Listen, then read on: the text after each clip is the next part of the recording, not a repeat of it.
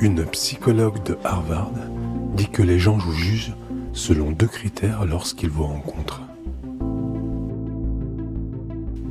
Dans nos relations, les gens se font une opinion de nous en quelques secondes.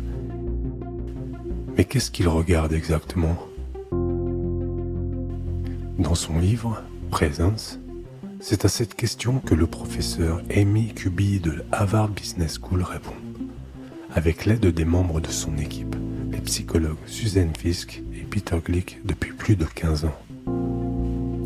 En fait, ils ont découvert des modèles dans les interactions et ils affirment que les gens répondent rapidement à 2 questions principales quand ils vous rencontrent.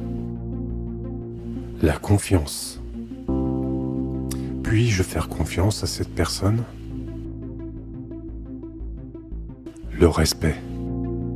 Puis-je respecter cette personne ?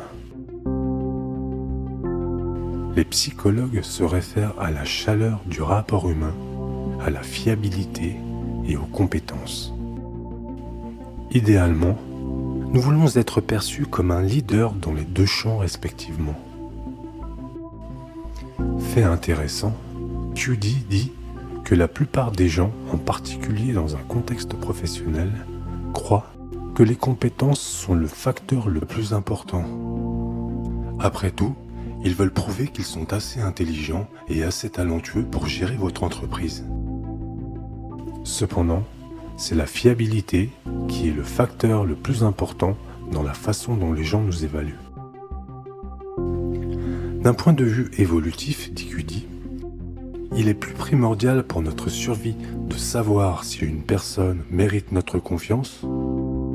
C'est tout à fait logique lorsque l'on se réfère à l'ère des hommes des cavernes.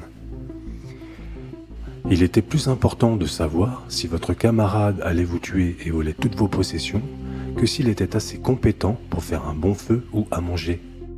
Le livre de Cuddy explore les manières de se sentir plus en confiance. Bien que les compétences soient souvent très appréciées, Cuddy dit qu'elles sont évaluées seulement lorsque la confiance est établie. Cuddy explique également que les stagiaires en MBA sont souvent si préoccupés par leurs compétences que cela peut les conduire à ignorer les événements sociaux et à ne pas demander de l'aide. C'est pourquoi ils sont généralement perçus comme inaccessibles. Ces perfectionnistes reçoivent une réelle douche froide lorsqu'ils ne sont pas retenus pour un poste convoité.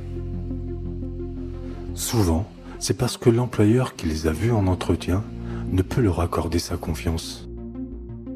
Si quelqu'un essaie de vous influencer et que vous ne lui faites pas confiance, cela ne va pas aller très loin. En fait, vous pourriez même faire naître des soupçons parce que vous vous présentez comme une personne manipulatrice, renchérit Cuddy. Une personne de confiance qui est dotée d'une forte expérience suscite généralement l'admiration.